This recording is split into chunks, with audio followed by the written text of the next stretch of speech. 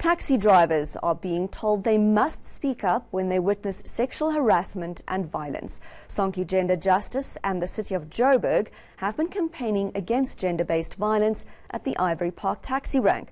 Last month, a Johannesburg taxi driver was sentenced to 13 life terms for raping and robbing passengers.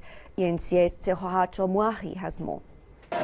How safe do women feel at taxi ranks? I am safe according to Ivory Taxi and Rabi Ridge Taxi Association because they always wait for us at the pickup points. I don't think it's safe because at some times men here are intimidating, especially if you wear something that is they see as inappropriate. Well, because like the drivers, they're very intimidating, hey? And I feel like you don't have a say, especially when it comes to the dress code, or maybe you don't like something in a taxi. Sonke Gender Justice's Safe Ride campaign aims to ensure women and children are protected. We say to taxi drivers they need to hold each other accountable. They must not keep quiet because people who are perpetrating sexual violence against women are their colleagues. So today we're saying they must hold each other accountable. They must report cases of sexual violence. They need not to really take this issue lightly. The organization is teaming up with the South African National Taxi Council to ensure that incidents of sexual harassment and violence are stopped. It's in these very seats where many women feel at their most vulnerable. But Santako is vowing to ensure they feel protected and safe at all times. Tsehohacho Moahi, Ivory Park taxi rank. The self-proclaimed organic intellectual is entering the political fray. Hlari Motswaneng says it's time to shake things up. The former controversial SABC COO has launched his African content movement to contest elections. ENCA's Samkele Maseko filed this report. Fresh air!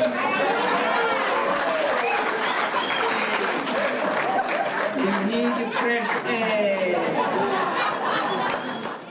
Come the 2019 polls, there will be another name on the ballot list. But Mr. 90%, Hlaudi Motswaneng, isn't targeting other political parties. Instead, he's gunning for the president. I'm contesting President Cyril Ramaphosa because he's the one who's in charge. I only know him, not others. I want to be the president. That is the bottom line. Motswaneng is confident he can make it all the way to the top.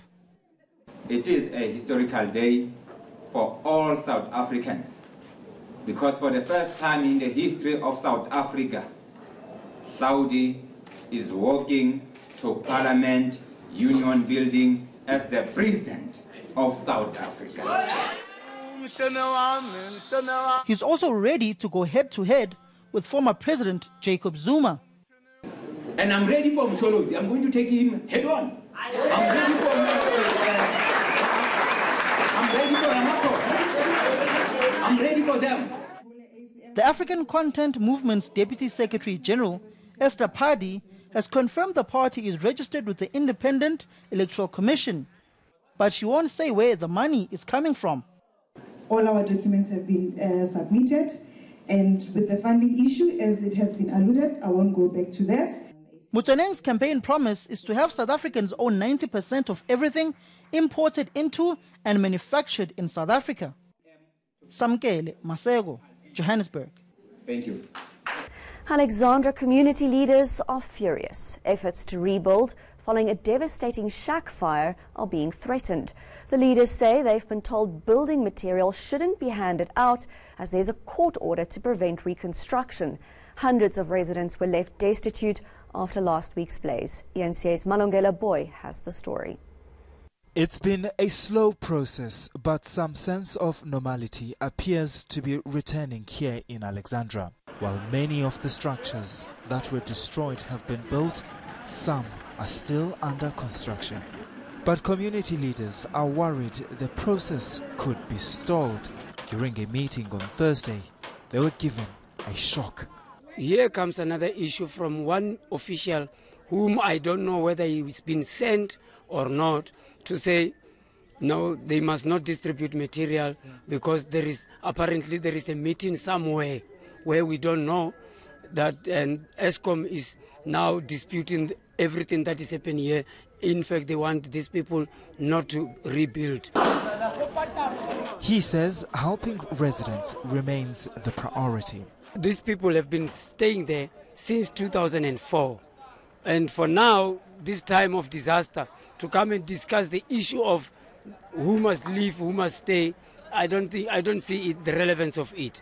What we must do now is to make sure that we rebuild. But City Power and ESCOM are insisting no legal action is being taken to prevent residents from rebuilding. In the meantime, building material is being distributed. A thankful Dineo Mutawung is one of the first recipients. Yeah, ngisebenza ama-job but sengithengile ukuthi ngizobeka la emasayitini, so bengishoda ngapha ngaphezulu kuphela ngibeke amazenge. Ngiyabonga kakhulu baba. This means she'll finally be able to sleep in her own home again. Malungelo Pui, Alexandra. Out of patience, that's the feeling of some families who still haven't received compensation following the Life Esidimeni tragedy. They've held a protest at the office of the Gauteng Premier as well as the ANC's headquarters. Each family of those affected is owed 1.2 million rand in restitution. ENCA's Lindelo Masakani has more. Frustrated and fed up with empty promises.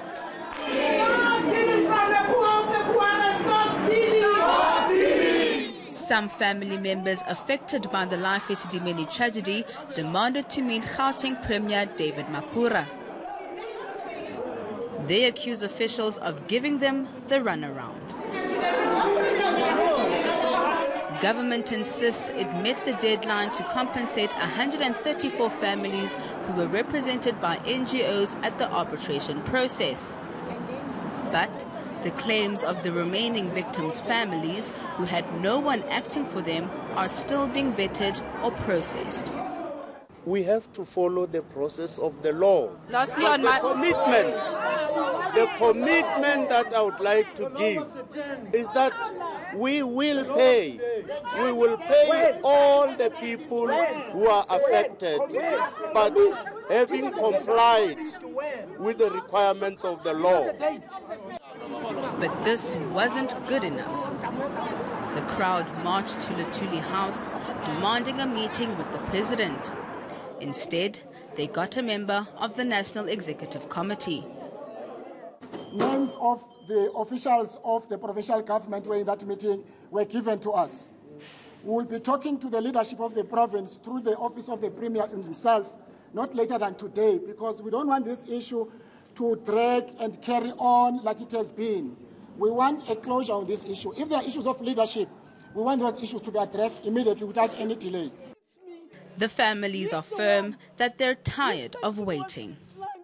CC committed to get hold of the Premier today still and come and ask the Premier to come back to us by Wednesday. Our demand is that the Premier must come back to us by Wednesday to tell us when we must come and sign the forms for payment by Friday.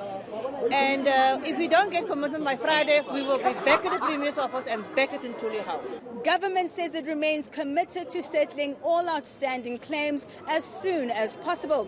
But that is subject to certain legal requirements being complied with, something that could result in more delays. Slindelo Masigan, Johannesburg. Coming up, one of Cape Town's largest shopping malls is transformed into a winter wonderland.